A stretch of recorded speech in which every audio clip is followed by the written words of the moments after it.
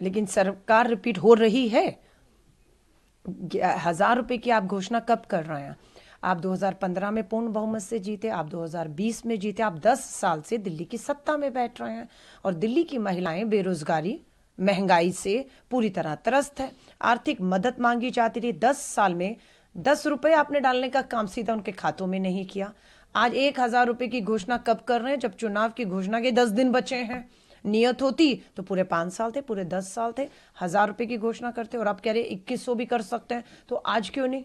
घोषणा ही तो करनी थी, 21 की घोषणा ही तो करनी है, 1000 की भी तो घोषणा है। कोई 1000 रुपया तो आ नहीं रहा महिलाओं के खाते में ना, है ना। सो बात यह है कि अब देखना और जवाब इस बात का देने का समय है आम आदमी पार्टी सरकार का कि दिल्ली की महिलाएं अब आकलन कर रही हैं कि 10 साल में कितनी महिलाओं को, शिक्षित महिलाओं को नौकरियों में जगह मिली, कितनी महिलाओं को आपने नौकरियां देने का काम किया, महंगाई और बेरोजगारी से राहत के लिए क्या क्या, महिला सुरक्षा के लिए क्या क्या, आर्थिक अगर आप कह रहे हैं हम ताकत देंगे, अभी कैबिनेट का फैसला हुआ 1000 रुपया देंगे, अगर सरकार में आए तो 21 ना, आप 21 दे पाएंगे और ना आप 1000 दे रहे हैं। तो जुमलेबाजियां करके ठग नहीं सकते आप दिल्ली को। एक दशक बहुत बड़ा लंबा दौर होता है। जो हमारी महिलाएं बेटियों की भी बात करेंगे, जो 8 साल की थी वो 10 साल में 18 की हो गई केजरीवाल जी। वो स्कूल कॉलेज पार करके आज आगे बढ़कर अपने हक अधिकार सुरक्षा की दिल्ली के मुख्यमंत्री से, दिल्ली सरकार से मांग कर रही है और आप उनको सुरक्षा देने में पूरी तरह फेल और नाकाम भी हुए। इसलिए आप ठीकरा जो है केंद्र पर फोड़ रहे हैं और केंद्र सरकार की भी जिम्मेदारी बनती है, पुलिस कानून व्यवस्था उनके पास थी, लेकिन दोनों को टेबल पे बैठ जाना चाहिए था।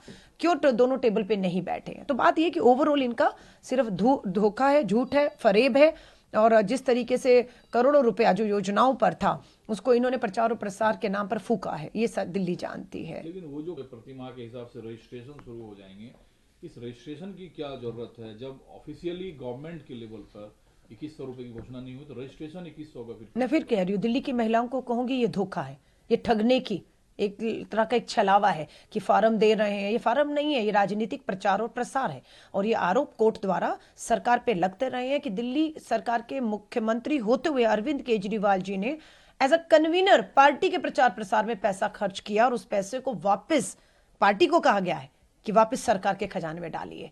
तो ये फिर वही हो रहा है कि फार्म भरे जा रहे हैं, धोखा छलावा किया जा रहा है और ये कुछ नहीं है, पार्टी का प्रचार और प्रसार है जिसपे सरकारी धन लगने वाला है। मुख्यमंत्री के कैबिनेट ने ये फैसला किया है, केजरीवाल साहब मुख्यमंत्री है नहीं और इस योजना को बताने के लिए आते सामने केजरीवाल साहब। देखिए सच्चाई तो ये है कि केजरीवाल मुख्यमंत्री रहे नहीं और जो मुख्यमंत्री है वो एक पपेट है, कठपुतली है। कोर्ट ने केजरीवाल जी के हाथ बांध दिए हैं ना, सबको मालूम है क्या फाइलों में साइन नहीं कर सकते हैं। जब मुख्यमंत्री साइन ही नहीं कर सकता तो इस्तीफा देना पड़ा। आज जो मुख्यमंत्री बनाई है वो एक कुर्सी मुख्यमंत्री की खाली रखकर बैठी हुई है, खड़ाऊ रखकर उनके कि कभी वो आएंगे बैठेंगे और वो फैसले वो लेंगे। संवैधानिक पद पर आज आप बैठी हैं, कलम आपके हाथ में, फैसले आपको लेने हैं।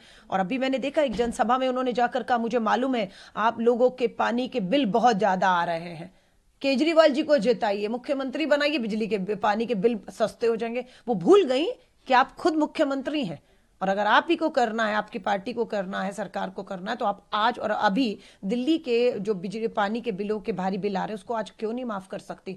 तो कंफ्यूजन में है, पता ही नहीं, समझ नहीं आ रहा है। और मैंने तो देखा कि जब अभी यहाँ शपथ हुई झारखंड में तो मंच पे एक तरफ ममता बनर्जी जी बंगाल की मुख्यमंत्री थी और दूसरी तरफ जो है दूसरे राज्य के मुख्यमंत्री पंजाब के बैठे थे और बीच में उम्मीद की जा रही थी कि दिल्ली की मुख्यमंत्री बैठी होंगी। वहां पर मुख्यमंत्री अरविंद केजरीवाल जी की धर्मपत्नी सुनीता केजरीवाल जी बैठी थी और बगल में वो बैठे थे, है ना। तो दृश्य से पता लगता है कि खुद कंफ्यूजन में है कि कौन मुख्यमंत्री और कौन चला रहा है और कौन चलाएगा। इसलिए बस घोषणा पे घोषणा करके छलावा और धोखा देने की कोशिश है।